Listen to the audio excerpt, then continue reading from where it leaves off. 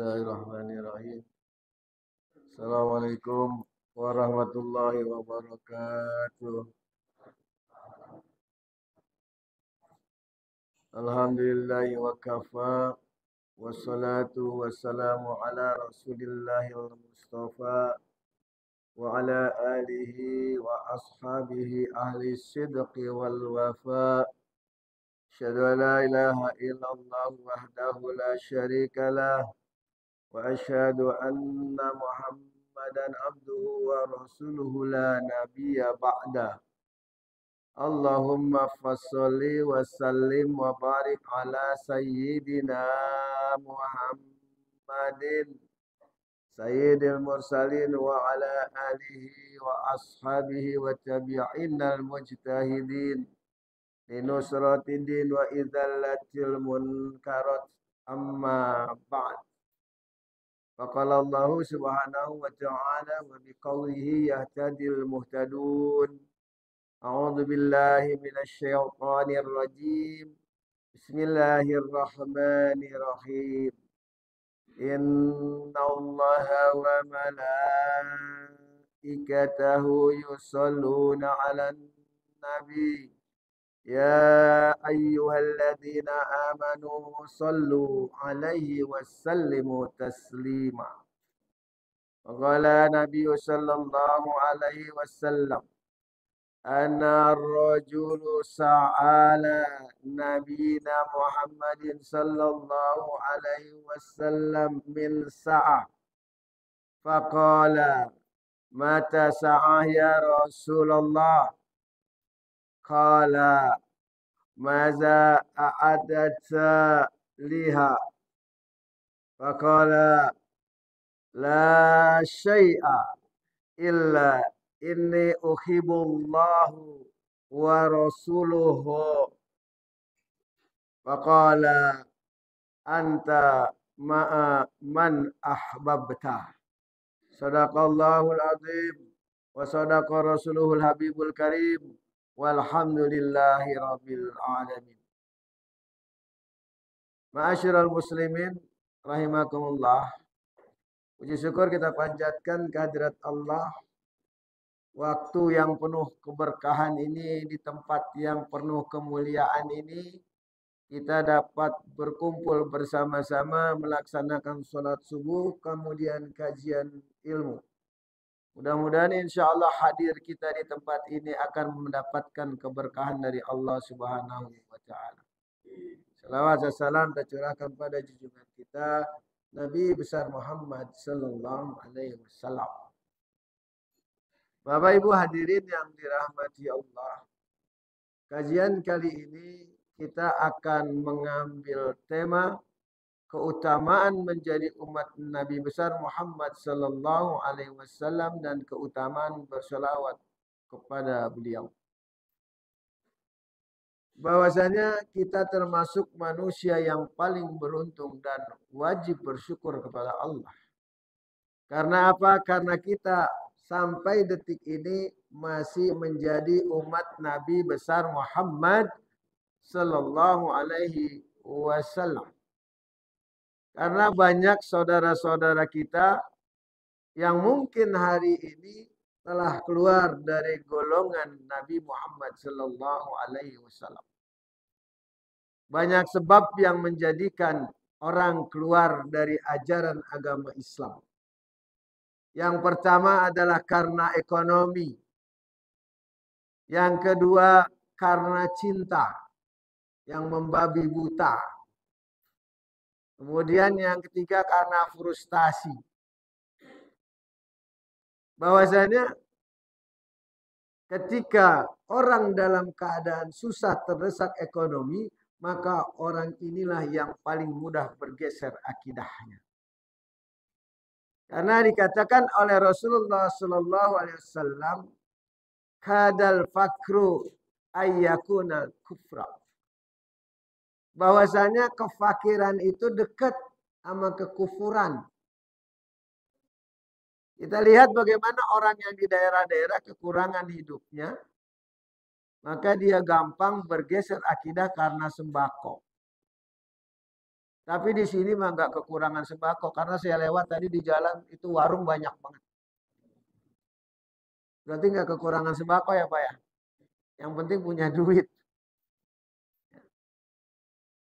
Mahal murahnya barang tergantung punya duit apa enggak kita. Bensin sekalipun 30.000 seliter kalau duit kita ada 1 miliar murah nggak? Yang masalahnya, bensin 13.000 kita punya duit 12.500. Ya. Jadi bahwasanya segala sesuatu ada hal di baliknya. Kemudian yang kedua, menjadikan orang kufur, menjadikan orang murtad keluar dari agama karena cinta. Karenanya Rasulullah SAW ketika didatangi Jibril, kata malaikat Jibril, "Ya Muhammad, isma' syi'ta fa innaka mayitun. Wa ahbab man syi'ta fa innaka mufarikuhu." Kata malaikat Jibril kepada Nabi Muhammad, "Ya Muhammad, hiduplah kamu sesuka-sukamu, tapi kamu akan mati. Dan cintailah sesuatu suka-suka kamu, tapi kamu akan berpisah." Inilah yang diingatkan Jibril kepada Rasulullah. Apapun yang kita cintai, apapun yang kita banggakan di muka bumi ini, mufarikuhu, maka dia akan meninggalkanmu. Makanya kita nggak boleh, itu dilarang sama Rasulullah, bangga karena nasab, bangga karena harta. Karena kalau karena nasab, banyak orang tua yang menjadi malu hidupnya karena anaknya. Tapi ada juga orang tua yang bangga, terhormat dirinya karena anaknya. Ada orang tua rajin ke masjid, sering ngumpul dengan alim ulama. Anaknya kena narkoba. Makanya jangan sekali-sekali membanggakan anak di depan orang lain. Banggakanlah anak di dalam hati kita. Kita menghadap kepada Allah Subhanahu wa taala dengan menyebut minallah, segala sesuatunya datang dari Allah. Ya Bu, misalnya Ibu begini nih. Aduh Ibu Ani cantik banget. Jangan bilang, "Oh, saya." Iya kan? Nggak boleh begitu. Bilang aja minallah. Nanti Allah akan tambah kecantikan itu. Tapi kalau Ibu dibilang cantik, kemudian bilangnya, "Oh, siapa dulu, skincare-nya aja mahal." Ibu. Maka orang banyak tidak menyukainya. Jadi bahwasanya kecintaan dapat mengeluarkan orang dari agama.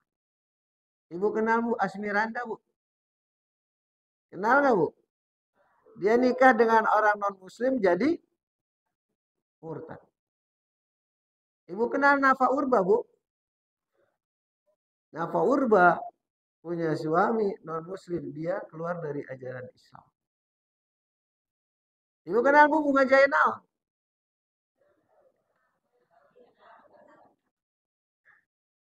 Dia keluar dari agama Islam, kawin dengan pengusaha Australia. Karena apa? Karena bucin, budak cinta.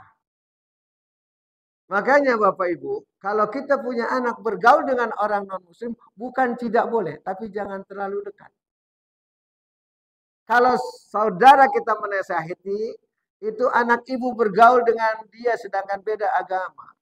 Enggak apa-apa, dia kan cuma main bersama, belajar bersama, makan bersama, jalan-jalan bersama, enggak masalah. Nanti lama-lama tidur bersama. Mau ibu nanti kalau udah seperti itu udah susah. Nah ini yang anak yang kita cintai yang akan menjerumuskan kita. Karenanya jangan terlalu bangga terhadap sesuatu. Banggalah menjadi diri kita yang taat kepada Allah Subhanahu. Kalau kita kan kadang-kadang bangganya sama orang lain, oh hebat ya dia. Udah jadi anggota DPR sekarang. Kapan saya ya? Nggak usah. Belum tentu Bapak Ibu mampu juga jadi anggota DPR. Kan mahal ongkosnya. Betul? Iya. Kalau udah bisa makan hidup sehari 3 kali makan, udah termasuk baik. Karena kita tidak termasuk golongan miskin. Karena 3 kali bisa makan.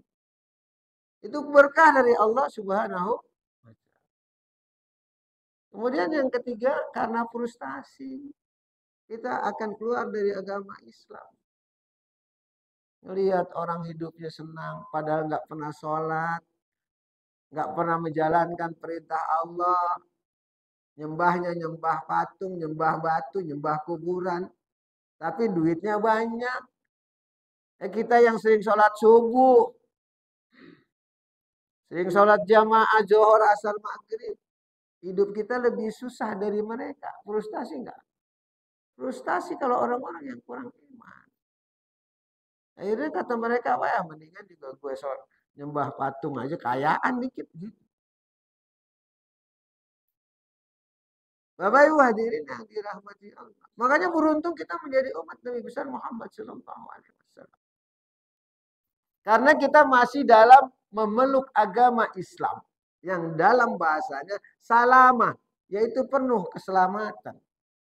Orang Islam itu akan selamat dunia dan di akhirat selagi ia menjalankan syariah Allah, menjalankan sunnah Rasulullah Sallallahu Alaihi Wasallam. Kita beruntung, masya Allah.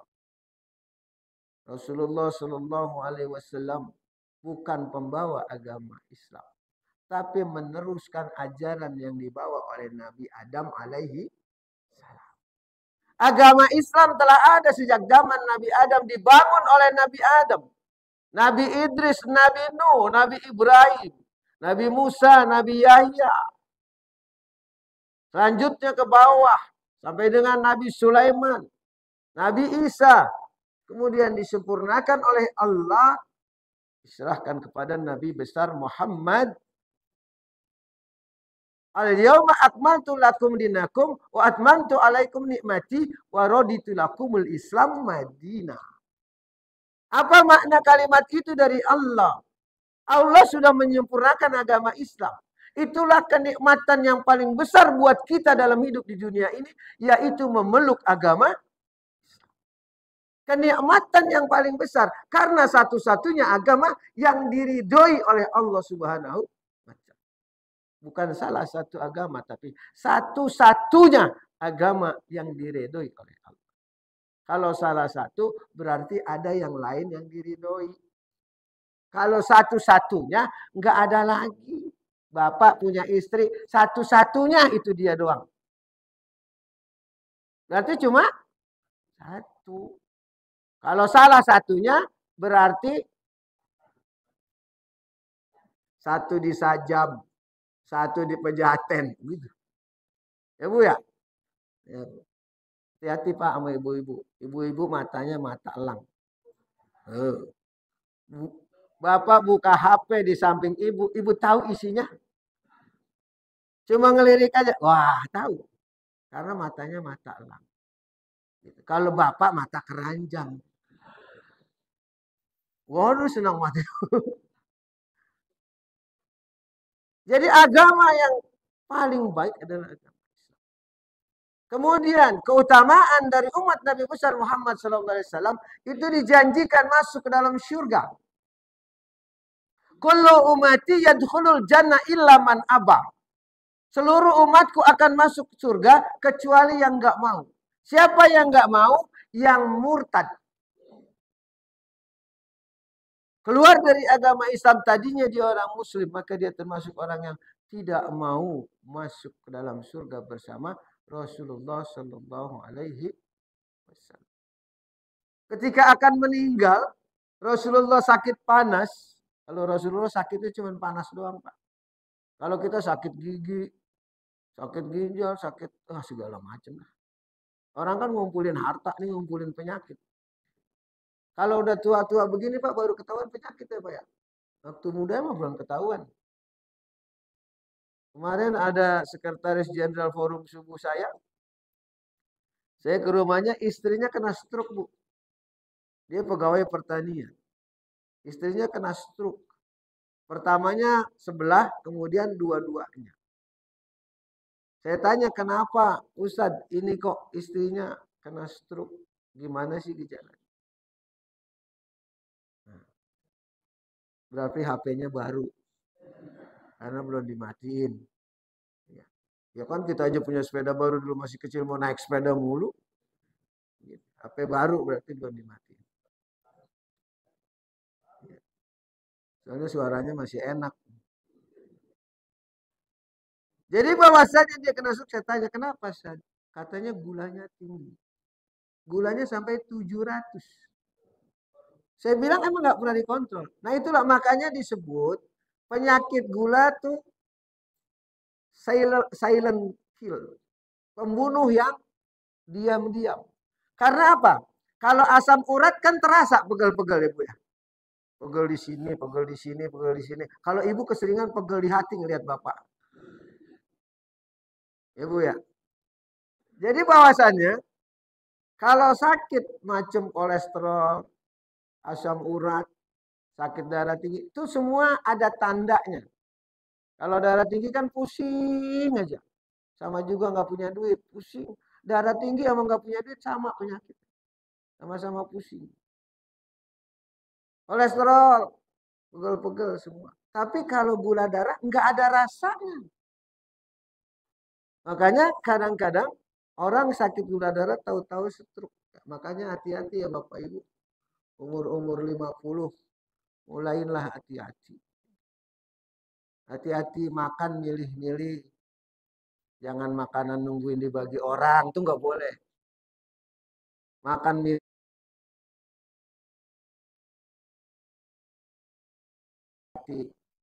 Jadi nggak makan jeroan gitu. Karena apa jeroan kita udah pegel tiap hari. Ya Pak? Iya. Lagi duduk enak-enak, lagi ngopi, lagi makan roti. Tahu-tahu token bunyi. Titit, titit, titit, titit.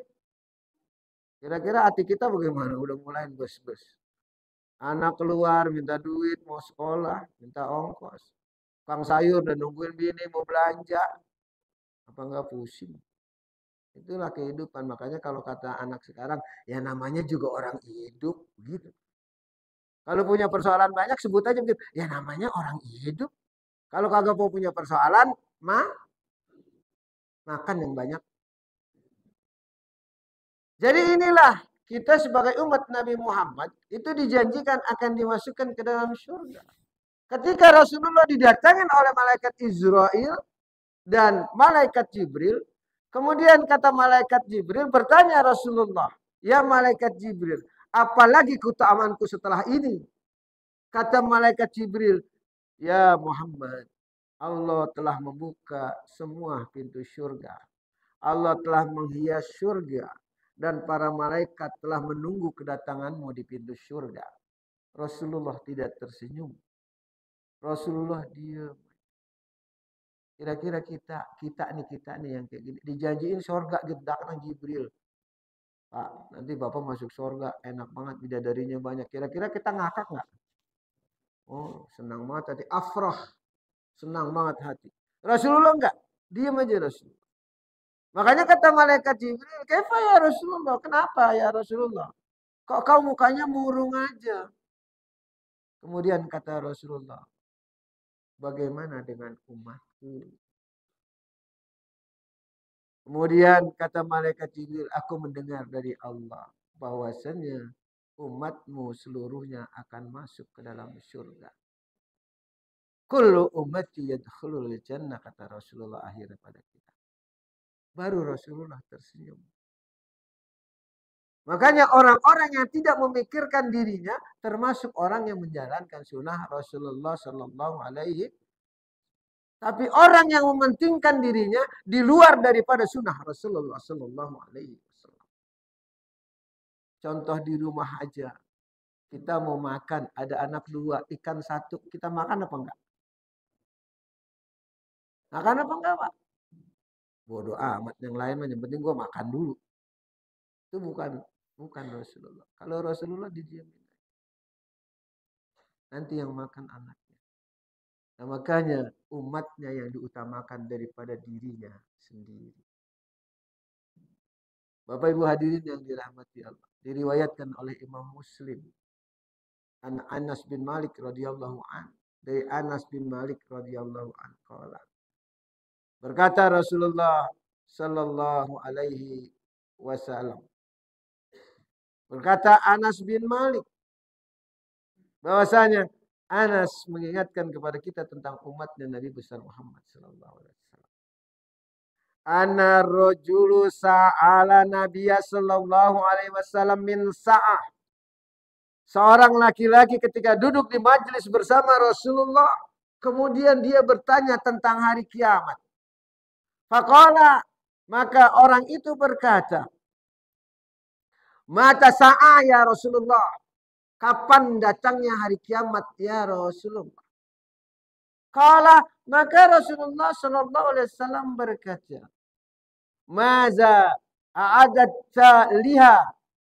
Kalau kayak kita, emang lu punya bekal apa nanyain hari kiamat? Kala, kemudian orang itu berkata, orang itu adalah orang Arab Badui. Orang itu berkata, la syai'a, enggak ada sesuatu yang utama bagi saya. Salat saya biasa, puasa saya biasa, zakat saya biasa, sedekah saya biasa. Illa inni uhibballahi wa rasulahu. Tapi aku mencintai Allah dan mencintai engkau ya Rasulullah. Rasulullah tersenyum faqala, maka Rasulullah berkata, anta ma'a man ahbabta. Engkau nanti akan bersama orang-orang yang engkau cintai. Jadi dari hadis ini dijelaskan bahwasannya kiamat itu siapapun nggak tahu. Makanya Rasulullah nggak menjawab tentang kiamatnya. Justru dia bertanya, maza, emangnya apa yang kamu punya? Ada caliha. Persiapan kamu untuk hari kiamat. Karena hari kiamat adalah hari pembalasan yang paling kejam. Karena sudah tidak bisa apa-apa lagi kita. Kalau di alam barzah kita meninggal, anak kita berdoa, maka kita diringankan dari siksa kubur. Tapi ketika melewati yaumi hisab, maka selesailah hidup kita. Itulah yang dikatakan bahwasannya nanti ahli neraka itu mereka semuanya akan memohon kepada Allah dikembalikan balang sehari saja untuk menjalankan perintah Allah. Makanya selagi masih bisa, selagi ada umur, kita jalankan segala yang diperintahkan oleh Allah Subhanahu wa ta'ala. Bu. Ibu kayak Rasul ditanya sama Jibril, diem aja. Bapak, Ibu yang dirahmati Allah Subhanahu wa ta'ala. Pertanyaannya, emangnya semua umat Rasul akan masuk surga? Yang maksiat masuk surga. Yang korupsi masuk surga. Yang mencuri masuk surga. Yang berzina masuk surga. Yang namimah masuk surga. Yang suka gibah masuk surga. Tukang mancing masuk surga. Apakah mereka semua masuk surga? Diriwayatkan oleh Imam Muslim bahwasanya dikatakan Abi Sa'id Al-Khudri qala, berkata Abi Sa'id Al-Khudri qala Rasulullah sallallahu alaihi wasallam, berkata Rasulullah sallallahu alaihi wasallam, yadkhulu ahlil jannati jannah wa adkhulu ahlin narin nar. Faqala subhanahu wa ta'ala, ukhriju minan nar man kana fi qalbihi misqala dzarratin minal iman. Jadi kalau pertanyaannya orang maksiat masuk surga, masuk surga. Koruptor masuk surga, masuk surga. Pencuri masuk surga, masuk surga. Tukang gibah masuk surga, masuk surga. Penjina masuk surga, masuk surga. Tapi masuk neraka dulu. koruptor, masuk surga. Selagi dia beriman, masuk surga. Tapi Fortunernya dibakar. Pajero-nya dibakar. Mas gelang bininya dibakar. Motor gede anaknya dibakar. Udah cair baru ditelenin ke mulutnya sampai isi perutnya berantakan. Dan itu berulang-ulang dilakukan. Kapan saat dia masuk surganya? Tergantung keridhaan Allah. Dia bisa setahun, 10 tahun, 100 tahun, bahkan 1000 tahun. Tapi yang jelas dia tidak menjadi kerak neraka karena ada keimanan di dalam hati. Tukang gibah, tukang ngomongin orang, masuk surga. Masuk surga. Makanya ngomongin orang aja terus masuk surga. Tapi masuk neraka dulu. Lidahnya melet. Potong-potong. Sok-sok. Habis dipotong-potong. Ditusuk pakai tusukan sate. Tusukan sate dari apa? Dari bambu. Tapi di neraka enggak. Dari besi. Kayak sate kelatak. Tahu sate kelatak? Sate kelatak kan tusukannya bambu apa besi? Besi. Dari jari-jari sepeda atau jari-jari beca. Iya benar Pak. Sate kelatak. Di Jogja tuh sate kelatak. Ada tuh dari satu ada sate kelataknya enak. Alah jangan ngomongin sate. Di traktor juga enggak saya. Kenapa beca habis di Jogja? Jari-jarinya dipakai nusuk sate kelatak.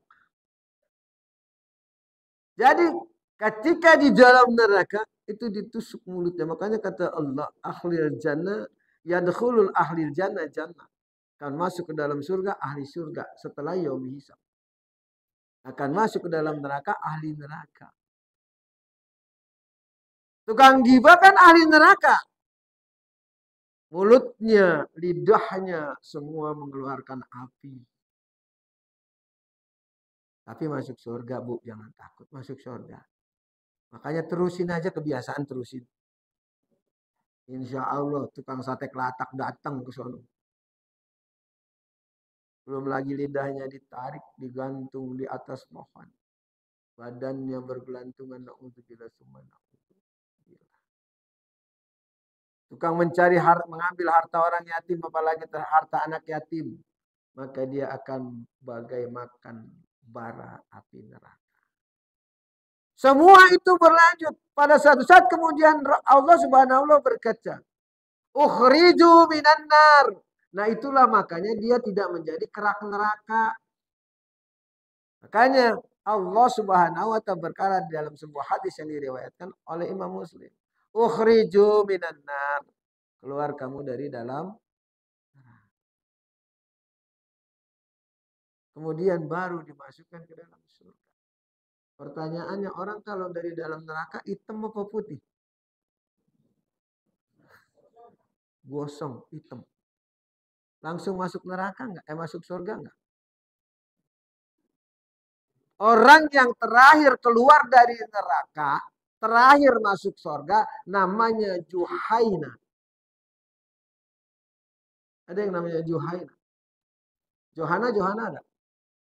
Juhaina terakhir masuk surga. Ketika dia keluar dari neraka, menangis seluruh penduduk neraka. Karena apa? Udah nggak ada harapan. Karena yang terakhir keluar sudah keluar. Ya, kayak kita nih kalau pertandingan lomba lari, ya Bapak Ibu lomba lari. Kemudian pengumuman, ada juara pertama, juara ketiga udah diumumin. Kita putus asa nggak? Saya kagak menang dah ini. Pertama dia, kedua dia, ketiga dia. Kan selesai udah. Gitulah kira-kira ketika Johana keluar, dimasukkan ke dalam surga. Sebelum dimasukkan ke dalam surga, dia dicuci dulu di dalam telaganya surga. Dicuci sampai putih. Makanya di surga nggak ada orang hitam.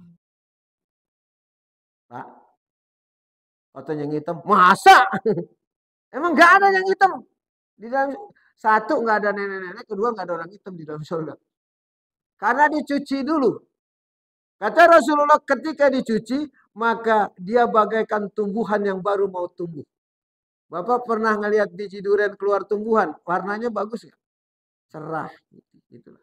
Makanya dicuci dulu Johana, baru dia dimasukkan ke dalam surganya. Makanya kita menjadi umat Nabi Muhammad diperintahkan banyak berselawat kepada Rasulullah. Biar kita memperoleh syafaat.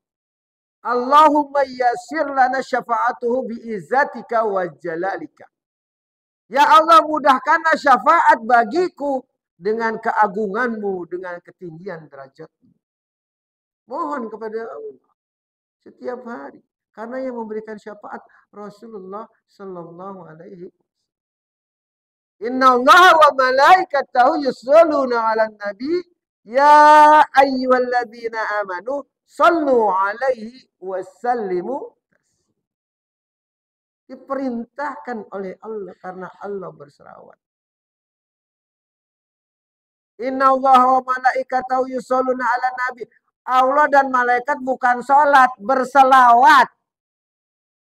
Kan ada yang bilang kalimat itu bahwasanya Allah dan malaikat sholat. Nyolat siapa yang nyuruh kalau dia? Kalau kita yang nyuruh Allah. Allah siapa yang perintah? Jadi diperintahkan berselawat kepada Rasulullah Sallallahu Alaihi Wasallam. Man sholat alayya salatan wahidah, sallallahu alaihi asyran sholawat, wa khattat anhu asyara khati'ah, wa rafa'a lahu asyara darajat. Kata Rasulullah, siapa yang berselawat kepadaku 1 kali, maka Allah berselawat kepadanya 10 kali. Allah akan menggugurkan dosanya sebanyak 10. Allah akan mengangkat derajatnya 10 derajat. Ini di antara keutamaan berselawat kepada Rasulullah Sallallahu Alaihi Wasallam. Makanya kalau disebut Nabi besar Muhammad Sallallahu Alaihi Wasallam, itulah orang yang tidak bakhil. Kalau orang yang bakhil disebut Nabi Rasulullah, dia diem aja. Itulah yang bakhil. Kita diperintahkan banyak berselawat. Bahkan Bapak Ibu, 4 malaikat mendatangi Rasulullah Sallallahu Alaihi Wasallam. Keempat malaikat itu adalah pertama malaikat Jibril, malaikat Mikail, malaikat Israel, dan malaikat Israel. Ata Rasulullah li ta'zim. Dia datang kepada Rasulullah karena ta'zim kepada Rasulullah Sallallahu Alaihi Wasallam, hormat. Ketika datang berempat, kemudian kata malaikat Jibril, ya Muhammad, siapa saja umatmu yang berselawat kepadamu 10 kali dalam 1 hari, maka aku akan menuntunnya melewati jembatan Shiratal Mustaqim. Kemudian yang kedua kata malaikat Mikail, ya Muhammad, siapa saja umatmu yang berselawat kepadamu 10 kali 1 hari, maka aku akan menaunginya di hari kiamat ketika matahari sejengkal di atas kepala.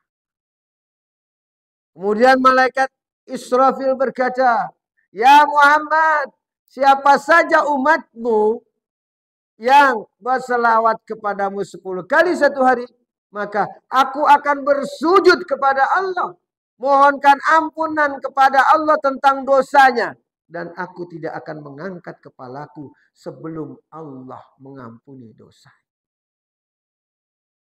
Kemudian Israel berkata, ya Muhammad, siapa yang bersalawat kepadamu 10 kali, maka aku akan mencabut ruhnya bagaikan aku mencabut ruh para nabi, para anbiya. Inilah berkah sholawat. Malaikat mendoakan kita karena sholawat kepada Rasulullah. Kita tahu jembatan Shiratal Mustaqim begitu bahayanya, karena di bawahnya ada neraka jahanam yang paling parah. Tapi dengan bersolawat saja, insya Allah kita akan dimudahkan melewati. Di hari kiamat digambarkan panasnya, bahkan digambarkan keringat manusia sampai selutut. Saking panasnya orang yang berselawat. Kata malaikat, Mikail akan aku naungi dia dari panasnya. Dan ketika dosa kita menimbun diri kita, kita ini kulub bani Adam khata.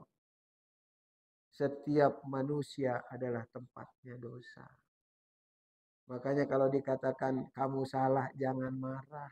Emang kita tempatnya salah. Bapak masalah. Kenapa bapak enggak beliin mama jaket? Jadi mama masuk angin. Emang bapak tempatnya salah. Bapak kebanyakan salah bu, sama benernya bu. Coba dah lihat bu. Ibu kan tahu ojol bu. Ojek online ya bu ya.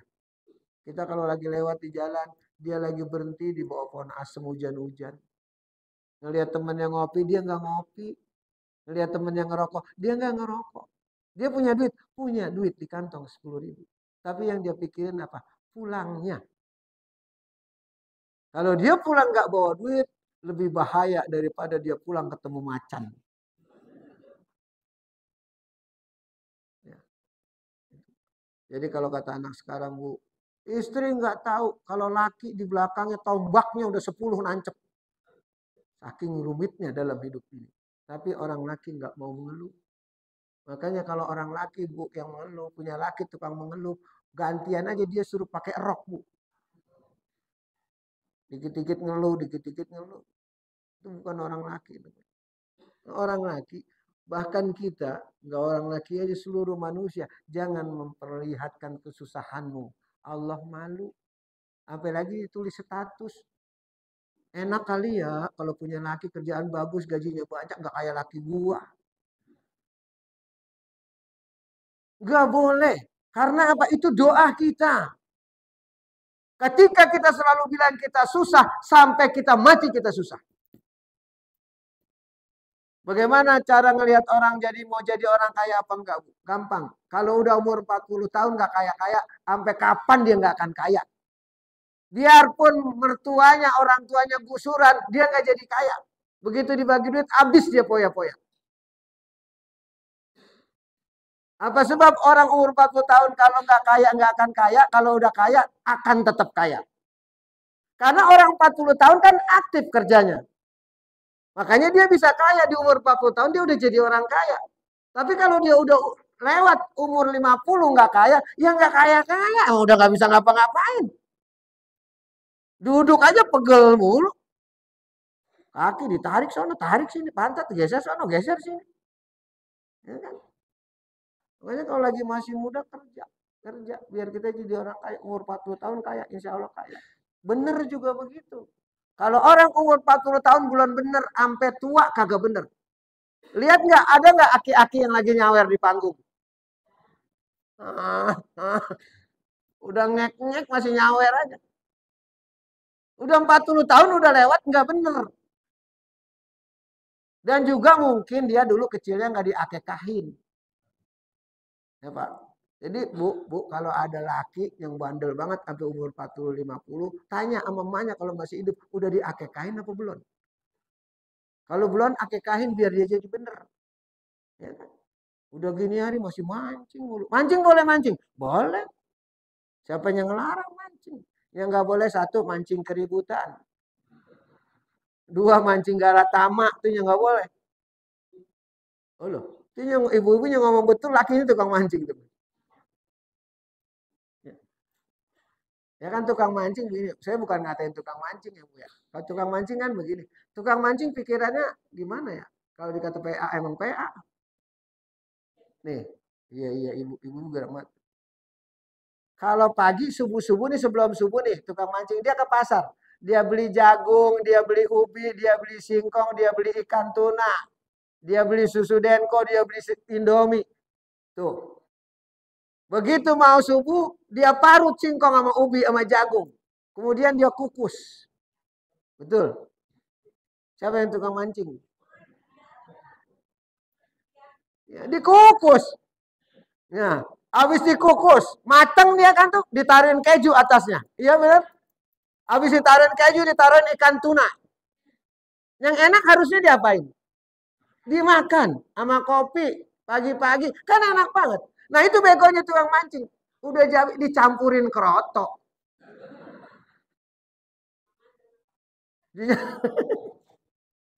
Dicampurin kerotok buat mancing.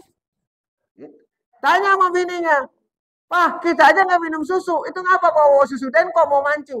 Ntar kalau keenceran biar dicampur, biar kentelan dikit umpannya." Makanya saya bilang tukang mancing. Saya bilang tukang mancing PA sekarang. Dulu mah enggak, orang saya suka mancing. Ya, Bapak Ibu hadirin yang dirahmati Allah. Makanya kita diperintahkan banyak bersalawat kepada Rasulullah Shallallahu Alaihi Wasallam. Bapak Ibu hadirin yang dirahmati Allah, karena kita mau ada tanya jawab dulu ya Bapak Ibu ya. Pak, Bu. Ya, tapi alhamdulillah sih, saya kalau habis ngajar bilang, ada yang mau nanya? Enggak, alhamdulillah. Saya langsung tutup, saya langsung jalan pulang. Kalau dibilang ada kan jadi lama urusan. Ada yang mau nanya? Alhamdulillah. Gak ada yang nanya. Iya, silakan. Nih, Bapak ini.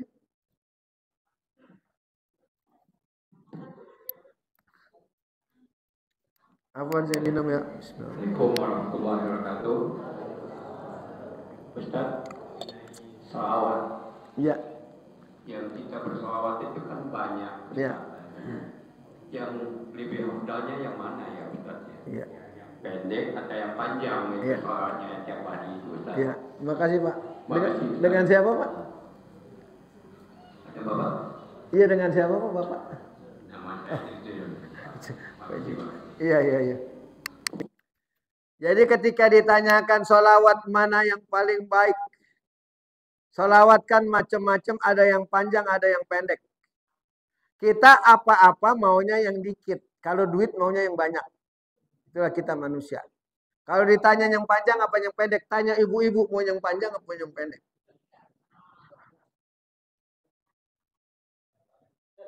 Jadi bahwasanya sholawat yang paling pendek adalah sholawat Jibril. Sallallahu ala Muhammad. Makanya kan ibu-ibu diajarin biar nyambelnya enak, kalau lagi nyambel begini. Sallallahu ala Muhammad, sallallahu alaihi wasallam. Ulang lagi kita hitung cuma dok lagi masih megang ulekan. Siapa sih ini keluar bawa ulekan? Begitu dilihat lagi, lu. Kalau nyambel pakai sholawat Jibril, insya Allah. Itu yang paling pendek sholawat Jibril. Kalau yang nanya yang paling pendek adalah sholawat Jibril. Allahumma sholli ala Sayyidina Muhammad wa ala ali Sayyidina Muhammad. Ada juga sholawat yang pendek. Yang penting kita memuja kepada Allah, memohon keselamatan kepada Rasulullah SAW. Allahumma sholli sholatan kamilah, panjang. Sholatan tunjina biha min jami'il ahwali wal afat, panjang. Kalau yang paling pendek, sallallahu alaihi wasallam. Makanya biasanya kita diajarin oleh Rasulullah sallallahu alaihi wasallam, kalau rezeki mau terbuka, hidup mau tenang, maka ketika selesai azan subuh, sebelum dilaksanakan iqamah, bacalah tasbih 100 kali, subhanallahi wa bihamdihi subhanallahil azim. Subhanallah wa bihamdihi subhanallahil azim. Itu yang diajarkan. Jadi sambil nunggu waktu iqamah. Subhanallah wa bihamdihi subhanallahil azim. Subhanallah wa bihamdihi subhanallahil azim. Astagfirullah. Nah, itu dilakukan di tempat semua kuliah subuh yang ada di Jakarta maupun di Depok maupun di Bogor, semuanya membaca kalimat itu karena memang diperintahkan oleh Rasulullah Sallallahu Alaihi Wasallam. Daripada ibu ngelamun dengerin mikirin sesuatu, waktu habis subuh, habis sholat sunat subuh, baca. Sebelumnya baca. Itu, insyaallah.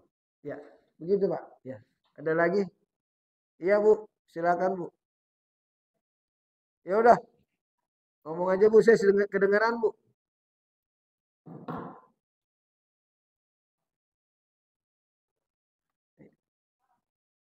Ya.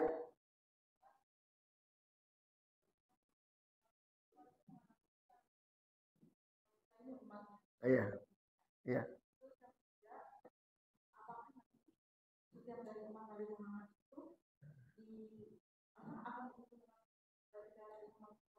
Ya.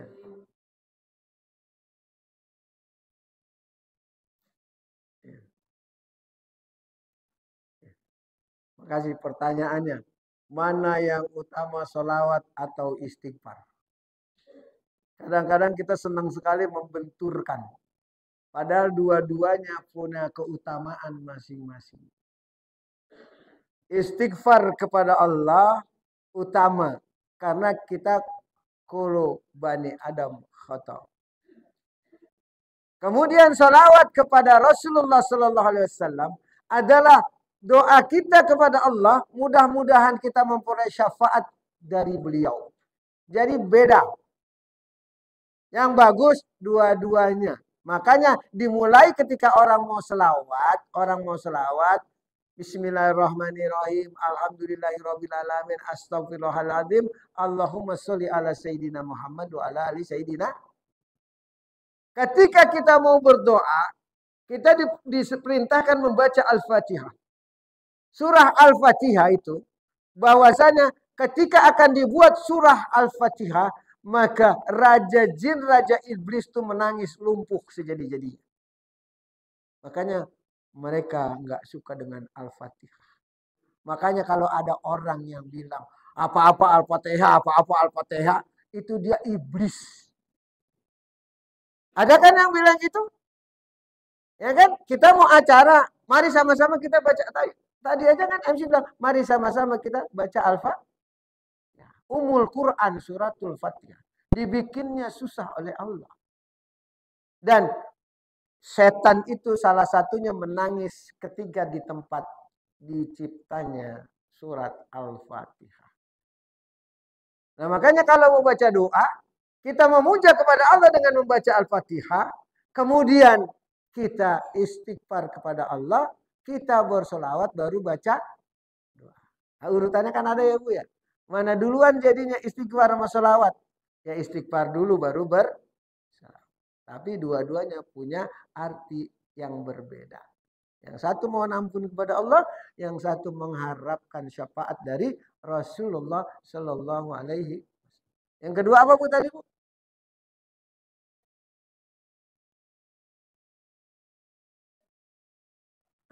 Ya. Bagaimana kita dikenali oleh Rasulullah Sallallahu Alaihi Wasallam? Apakah jidat kita hitam dia dikenalin?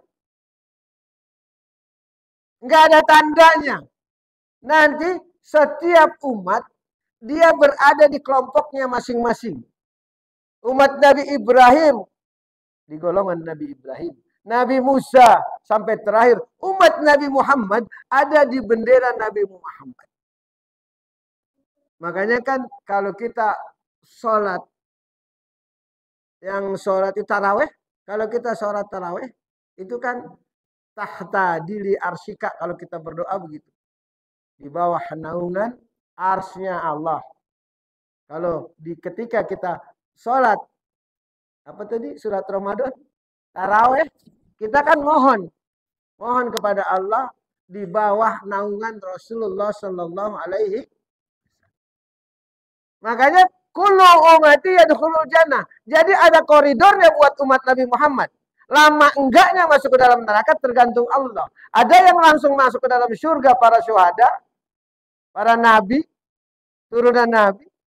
Nah, kalau kita kan yang namanya kita salah mulu, masuk neraka dulu. Tapi tandanya umat Nabi Muhammad, kita berada di kelompok Nabi besar Muhammad. Enggak bisa orang-orang kafir masuk kelompok Nabi Muhammad. Enggak bisa. Karena paspornya beda. Jadi nggak bisa. Itulah yang dikenali seperti itu. Makanya ketika Rasulullah hadir, ya itu umatnya udah hadir. Makanya ketika masuk ke dalam neraka baru beliau cari-cari mana umatku. Ya, itu ya Bu ya. Ada lagi Bu? Nah, ya silakan Bu.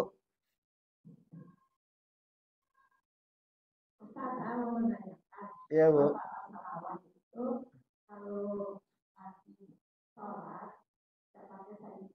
Iya. Iya.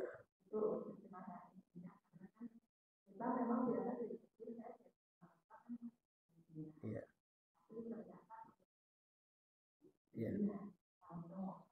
Ya. Terus satu lagi, boleh nggak kalau memaksakan suami harus sholat? Boleh. Ya. Ya, terima kasih. No, suaminya jarang sholat ya Bu. Yang pertama, kalimat Sayyidina. Sayyidina itu adalah penghulu para nabi. Kenapa kalau di luar ada yang baca pakai Sayyidina Muhammad, di dalam sholat enggak? Karena di dalam sholat dikatakan, kita tuh diperintahkan, solu kama ro'aitumuni usoli. Sholatlah kamu sebagaimana kamu melihat aku sholat. Sahabat melihat Rasul sholat, membacanya seperti itu. Nah itulah yang diikuti. Kemudian yang di luar sholat pakai Sayyidina karena takzim. Takzim. Misalnya kita memanggil suami misalnya, ya beb, kan takzim. Ya habibi, ya kesayanganku, ya khalili, ya kecintaanku. Kan boleh kalau di luar mah. Manggil apa aja boleh. Karena nggak ada aturan baku. Tapi kalau sholat ada aturan yang diperintahkan oleh Rasulullah. Makanya Allahumma sholli ala Muhammad wa ala Ali. Ketika di luar karena takzim kita dan dalam keadaan tidak sholat, boleh mengucapkan Sayyidina. Tidak haram. Kalau kita manggil Sayyidina haram, maka ketika kita bilang ya suamiku yang tersayang, haram. Haram Bu. Besoknya manggil begitu berhenti. Manggilnya Bang Toyib aja. Itu kalimat takzim. Kalimat jangan dibenturkan. Yang ngebeturin emang orang kagak ngerti. Gitu. Makanya kalau berdebat orang nggak ngerti emang nggak ngerti berdebat nih 3 hari 3 malam kagak kelar. Nah yang satu kagak ngerti, yang satu kagak ngerti. Namanya debat kusir. Tahu Bu debat kusir? Ketika orang berdua naik kuda, tahu-tahu bau kentut. Yang satu nggak ngaku, satu nggak ngaku. Kuda ditanya, lu kali kentut. Nah itulah namanya debat kusir. Makanya kata Rasulullah jangan banyak berdebat meskipun kamu benar. Paham ya Bu ya? Kalau ada laki lagi ngomong Bu, jangan ditimpalin, tinggal aja. Tinggal aja udah tinggal. Tidur kek, makan kek, ngapain. Biar dia ngomong diri kayak radio rusak. Karena apa? Itu akan menimbulkan konflik yang panjang nantinya. Karena emang sifat manusia itu nggak mau direndahkan oleh orang lain. Siapapun orang yang nggak mau direndahin. Tukang minta-minta aja Bu ya di jalan. Ibu kasih duit, ibu lempar, marah nggak dia? Emangnya gua apaan? Lalu tukang minta-minta. Kan kita gitu. Nggak mau direndahin. Makanya jangan daripada kita merendahkan orang, kita menghindar. Tidak bertemu selama 10 tahun jauh lebih baik kalau ketemu mulu banyak mudorotnya. Ketemu sama temen nih namanya Po Ani. Tiap hari ketemu gibah mulu kan. Kan kita ikut berdosa kalau ditanya. Kita kan nggak gibah Ustadz. Kita dengerin. Dengerin amanya ngomongin sama dosanya. Mending lu ngikut ngomongin. Sekalian. Itu. Kan sama juga hukumnya. Orang yang bikin bir, orang yang ngangkut bir, orang yang nyediain bir, orang yang nyediain meja tempat naruh bir, orang yang bukain bir, orang yang nemenin orang minum bir, sampai lagi yang minum bir. Sama dosanya. Mendingan lu minum bir aja sekalian. Daripada lu dagang doang, mending lu minum, mabuk. Ya. Iya. Karena sebotol minuman dia jalan sempoyong. Ya, itu ya Bu ya. Bahwasanya karena beda tempat. Jadi kalau kita sekarang begini boleh Sayyidina. Kayak saya, Allahumma sholli ala Sayyidina wa habibina wa maulana Muhammad. Boleh. Kan semuanya kalimatnya sama. Ya kan? Allahumma Sayyidina wa syafi'ina wa habibina wa maulana. Kalimat pujaan kepada Rasulullah. Karena kita di luar sholat. Ya, ada lagi Bu? Ayo, silakan Pak.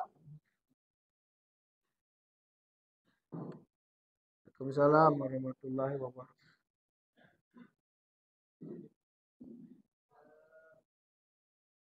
Ada ini.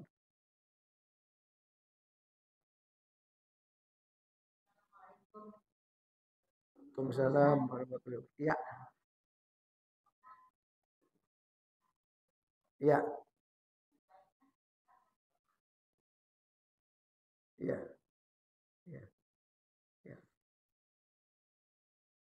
Bapak Ibu, pertanyaannya kalau orang lagi sakaratul maut, digambarkan oleh Rasulullah orang sakaratul maut tuh ibarat hewan yang masih hidup kemudian dikulitin. Paham ya? Hewan lagi hidup kita kulitin, kita nggak bunuh dulu. Kira-kira tuh hewan sakitnya kayak apa? Itulah orang lagi sakaratul maut. Kuku kita aja Bu, potong kuku ketinggalan dikit kita tarik. Masya Allah.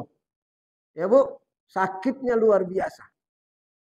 Nah yang namanya sakaratul maut ketika ditarik ruh itu bagaikan hewan yang tidak disembelih tapi dikulitin. Itulah kira-kira. Apa yang harus kita lakukan? Talqin. Talqin maknahu talqin. Maknanya talqin adalah doa.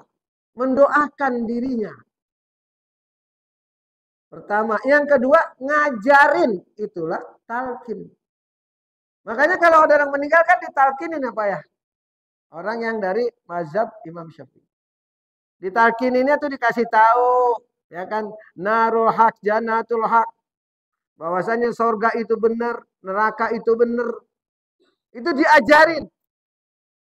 Namanya talqin. Nah ketika orang sakaratul maut, ajarin aja dia. Ajarin apa? Sebutkan kalimat puja kepada Allah. La ilaha illallah Muhammadar Rasulullah. Atau Allah, Allah, subhanallah. Dibisikin di dalam, di telinganya. Jadi ditalkin namanya. Jadi orang sakaratul maut ditalkin, orang dikubur juga ditalkin. Makanya kalau udah selesai, ditalkin di atas.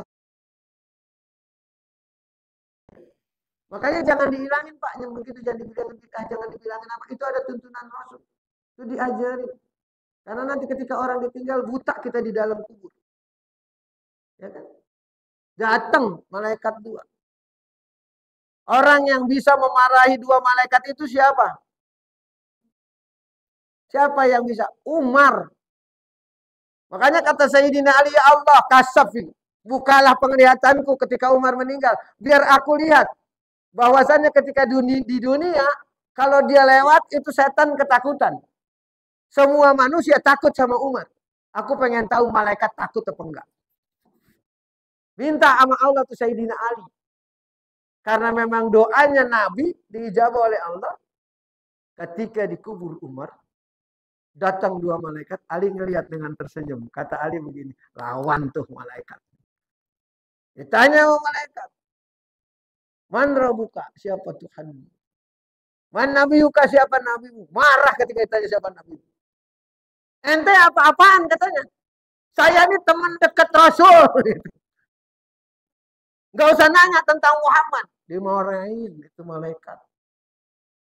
Mudah-mudahan Bapak bisa marahin malaikat. Boro-boro begitu dipendam ditinggal 7 langkah diinjak sama malaikat. Masya Allah. Jadi ditalkin. Ditalkin diajarin bacaan. Ada seseorang Pak Bu. Diajarin nanti kalau mau meninggal sebelum meninggal hafalin. Man rabbuka wan man nabiyuka ma imamuka ma kitabuka ma ikhwanuka. Diapalin aja itu terus. Sembayang kagak, ngaji kagak. Begitu ditanya man rabbuka au gelap. Selesai pertanyaan. Ya Bu, jadi begitu Bu, ditalkin namanya Bu ya. Boleh dibacain Yasin boleh. Itu juga ngajarin untuk mengingat kalimat Allah. Ya. Ya, walaupun ada yang bilang orang lagi sakaratul maut dibacain Yasin, dia aja lagi kesusahan. Kan usaha. Namanya orang usaha ajarin sama Rasul. Tapi kita manusia. Ya kan namanya usaha. Wala tai'asu rukhila. Jangan putus asa mencari rahmat Allah. Orang 7 hari, 3 hari. Apa tujuannya? Cuma pengen mudah-mudahan yang kita lakukan itu menjadi baik. Makanya orang tahlil cuma tahlil, baca Al-Quran, tausiah.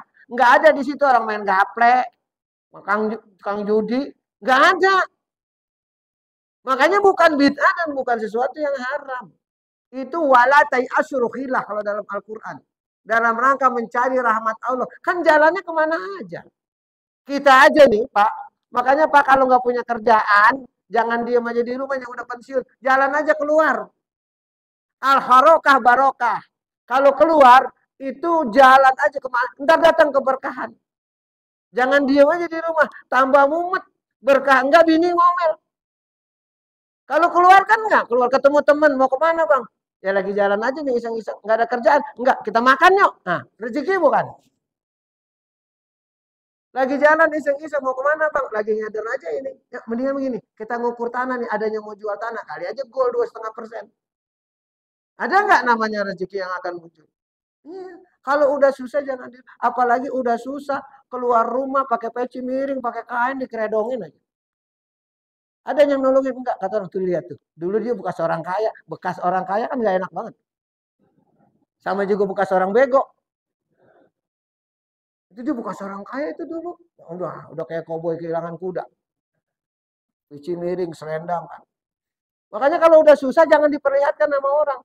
Kalau kita udah susah keluar rumah pakai baju yang paling bagus. Biar udah pensiun juga Pak. Pakai baju, pakai jas yang paling bagus. Keluar aja rumah, ditanya sama teman, mau kemana? Mau ke kantor? Bukannya udah pensiun? Enggak, ini bekas atasan manggil. Mungkin kali aja dia mau bagi duit. Kamu gitu? Bisa minjem duit dulu 100. Buat ongkos. Dikasih nggak? Dikasih kalau kita rapi, tujuannya jelas. Ya coba kalau kita pakai celana pendek, bolong-bolong. Makanya jangan pakai celana pendek, jangan celana bolong. Rezeki jauh. Makanya kenapa anak sekarang pada susah? Karena celananya pada bolong. Ajarin Bu anaknya pakai celana yang salah satu ditolak rezeki oleh Allah karena berpakaian bolong, cumpang camping, kecuali dia nggak punya.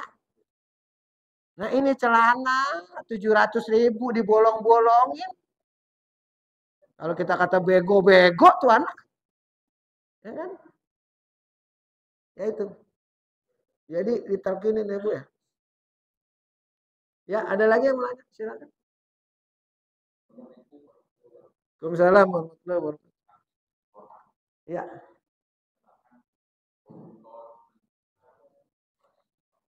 Ya. Ya.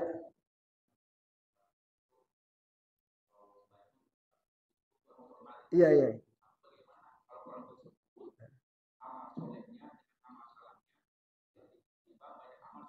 Iya.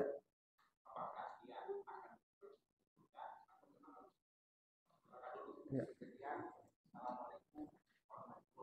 Ya. Jadi pertanyaannya, kan korupsi, penjudi, namimah, ghibah masuk neraka. Bagaimana kalau ditimbangin kebaikannya sama keburukannya, banyakkan kebaikan. Masuk mana dia? Lah diem. Masuk mana dia kalau kebaikannya lebih banyak dari keburukan? Masuk surga. Karena tidak ada yang perlu dicuci dari dirinya.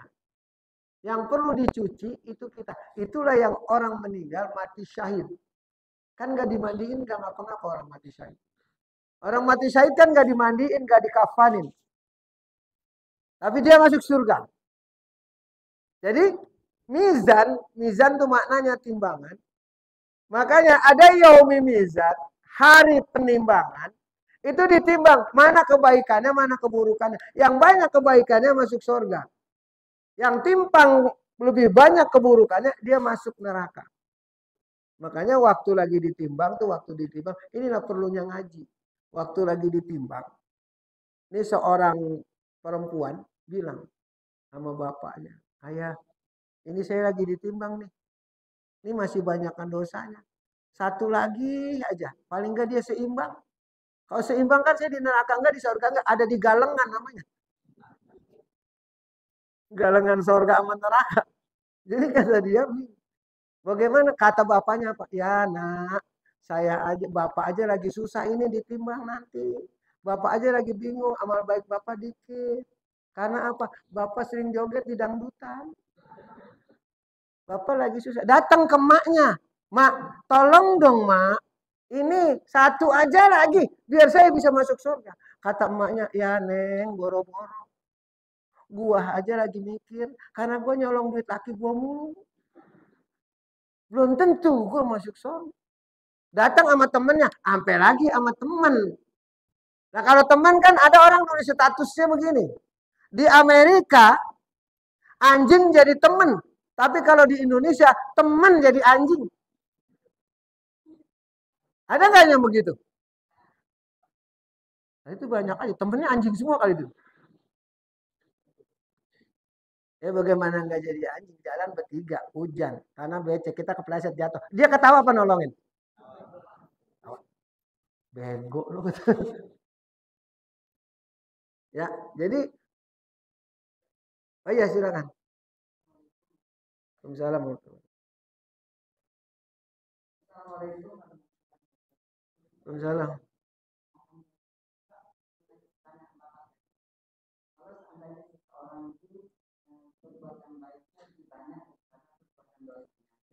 Tetapi sebelumnya orang itu pernah melakukan perbuatan maksiat. Ya. Apakah perbuatan maksiat itu akan balas? Ya. Waalaikumsalam. Kalau orang dulu berbuat dosa, kemudian dia bertobat, yang dihitung yang mana? Seburuk-buruk manusia, ketika dia bertobat, taubat nasuha, apapun dosanya diampuni oleh Allah. Tapi di catatan ada, tapi dosanya diampuni. Catatan ada, tapi dosanya diampuni. Maknanya apa? Dia tidak akan terkena azab nantinya ketika di yaumil kiamah. Ketika dia tobat dan nasuha, diampuni segala dosanya. Kecuali satu, durhaka kepada orang tua. Yang kedua, bahwasanya dia mensekutukan Allah. Itu nggak akan dihapus oleh Allah. Yang ketiga, utang. Makanya hati-hati kalau utang. Bayar. Makanya dari sekarang sebelum mati ntar pulang nanyain sama tetangga, gue punya utang nggak? Tanyain tuh. Kalau nggak kasih wasiat sama anak. Jangan sampai enggak. Nanti ditanya. Sampai yaumil kiamah itu kita akan terhalang kita masuk surga karena hutang kita 10.000 di warung. Kalau dia redo, kalau dia nggak redo, kan di sana nggak ada dolar, nggak ada rupiah. Pakai apa kita bayar? Makanya utang, ingetin utang. Makanya Rasulullah SAW pernah tidak mau mensolatkan orang yang punya berat tuh kalau utang. Kalau sekarang mah kita nggak bangga. Punya kartu banyak banget, ya kan? BCA, BRI, semuanya kartu kredit. Yang duitnya nggak ada. Ngutang, belum bayar mati. Coba. Jangan bangga sama kartu kredit. Yang bangga tuh pakai debit. Duitnya pasti ada kan lu ya? Nah iya. Kalau kartu kredit lo kagak bisa bangga. Orang kalau kita lagi jalan di mall, Pak kartu kredit Pak. Kan geblek orang nawarin kita suruh ngutang. Nah dulu aja kita ya Pak, tukang panci lewat kita usir, takut bini kita ngutang. Nah, sekarang di mall kita disuruh ngutang. Nah jangan, hati-hati. Hati-hati. Hati-hati dengan keuangan. Apalagi pinjaman online. Ojol yang lagi diberantas ya. Iya. Nah yang kita sedihnya yang diberantas, yang ditangkepin, yang ngutang, judi, yang main judi, yang ditangkepin. Biangnya ngapa? Kan gampangnya begitu ya. Kalau nangkap ular, ikat palanya, nggak bergerak dia. Kayak sapi ikat palanya, nggak bergerak dia. Diikat ekornya, kita ditendangin. Ya, Bu. Jadi kalau seumpamanya sudah taubat nasuha, mohon ampun kepada Allah. Tobat nasuha, satu, nggak mau nginget perbuatan dosa itu. Nginget aja nggak mau. Kedua, tidak kembali kepada perbuatan itu. Ketiga, nggak mau mencoba-coba melakukan lagi perbuatan itu. Berarti kesananya yang dihitung, kesananya nggak dihitung. Kecuali 3 hal yang tadi. Utang, syirik kepada Allah atau mensekutukan Allah, kalau itu kan udah jelas. Itulah Bu ya. Jadi insya Allah nih kesempatan yang bapak-bapak yang dosanya banyak dari muda nih. Ya udah taubat nasuh aja. Gitu. Cuma setannya begitu ya. Kalau orang taubat nasuha balik lagi. Soalnya apa, emang setannya masih banyak. Nggak usah perbuatan dosa, ngerokok aja. Berhenti dah ngerokok, ketemu teman ngerokok lagi nggak?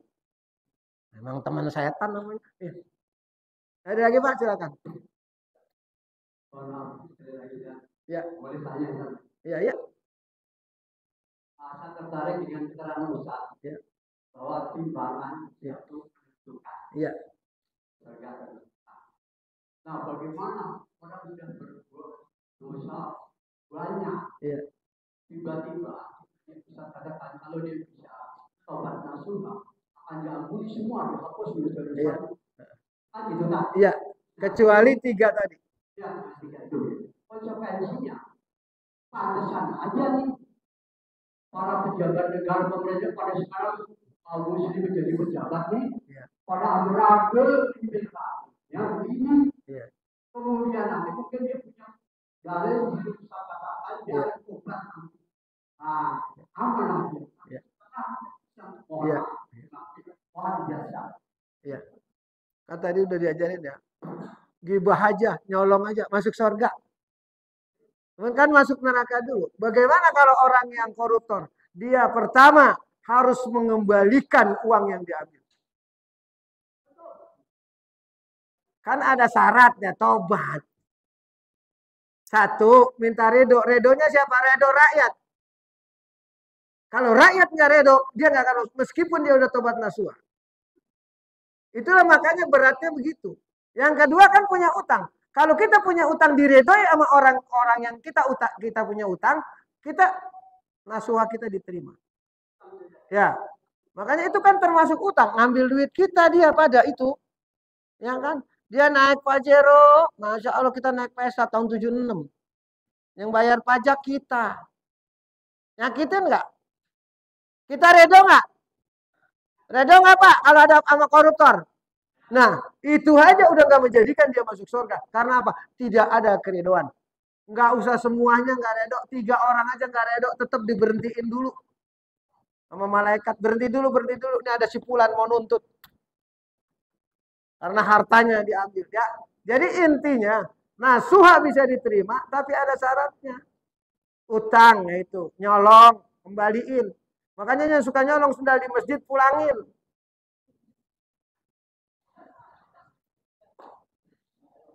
Bu, saya bawa sendal kalau di mobil 2. Satu yang jelekan, satu yang bagusan. Kalau masjidnya ada penitipan sendal, ada kuncinya, saya pakai yang bagus. Kalau nggak ada yang jaga, saya pakai sendal yang jelek. Soalnya apa? Jamaah udah pinter. Ngambil yang bagus, tinggalin yang jelek. Sendal anak hilang mulu. Ya apaan ya? Untuk kalau ustadznya sendalnya hilang mulu kan berarti ustadz duitnya nggak halal. Lah kan belum tentu. Cobaan kan datang sama orang baik, bukan sama orang jahat. Iya Bu. Ada orang sholat mulu, cobaannya ada nggak? Nabi aja, Nabi. Masya Allah. Yang dijamin doanya. Masih aja ada cobaan dari Allah. Sampai lagi ustadz. Ya sendalnya hilang mah udah biasa. Ya, cuman kadang-kadang ditelepon, Ustaz sendalnya hilang ya. Iya. Ukurannya berapa ya? Nanti kita ganti. Jangan, nggak usah. Nggak usah. Kan repot. Kalau cocok sama saya itu sendal, kalau enggak, kan mendingan kasih duitnya. Ibu-ibu ketawa gitu. Ya, udah. Ya, silakan. Ya. Kita katanya sampai Johor tuh. Saya setuju, saya pulang duluan Ibu di sini aja. Ya udah. Alhamdulillah. Jadi intinya dari kalimat kita pada hari ini bahwasanya yang pertama beruntung kita jadi umat Nabi Muhammad. Yang kedua banyak baca salawat kepada Rasulullah. Karena salawat itu selain yang tadi, yaitu yang pertama membuka hati yang membatu. Mencairkan hati yang membatu. Yang kedua menjadikan Allah menurunkan bantuan kepada kita layak tasib. dari arah rezeki yang tidak terduga-duga. Dan banyak berselawat kepada Rasulullah Sallallahu Alaihi Wasallam.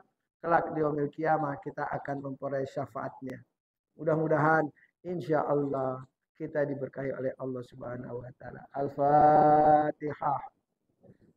A'udzubillahi minasyaitonirrajim. Bismillahirrahmanirrahim. Alhamdulillahirabbil alamin. Arrahmanirrahim. Maliki yaumiddin. Iyyaka na'budu wa iyyaka nasta'in. Ihdinas siratal mustaqim. Siratal ladzina an'amta 'alaihim ghairil maghdubi 'alaihim waladdallin. Astagfirullahaladzim. Alhamdulillah ya Allah ya ma'bud ya karim. Allahumma shalli ala sayyidina Muhammad. Salatan sayyidina Muhammad. Salatan tuhina biha hayatan thayyibah. Fa iza tawaffaytana fatawaffana wa anta radin ana. Allahumma hadina bil huda waj'alna mimman yusari'u fi ridaq wa la tuwallina waliyan siwak wa la taj'alna mimman amraka wa asaq. Hasbunallahu wa ni'mal wakil ni'mal maula wa ni'man nasir la haula wa la quwwata illa billahil aliyyil azim. Allahumma la tada' lana dhanban illa ghafartah wa la hamman illa farajtah wa la 'aiban illa sattartah wa la daynan illa qadaita wa la maridan illa syafaita wa la hajatan min hawaiji dunya wal akhirah ya laka ridha illa qadaitaha ya arhamar rahimin. Rabbana atina fid dunya hasanah wa fil akhirati hasanah wa qina adzabannar. Sallallahu alaihi Muhammadin wa ala alihi washabihi ajmain. Alhamdulillahirabbil alamin. Wallahu muwaffiq ila aqwamit thoriq. Assalamualaikum warahmatullahi wabarakatuh.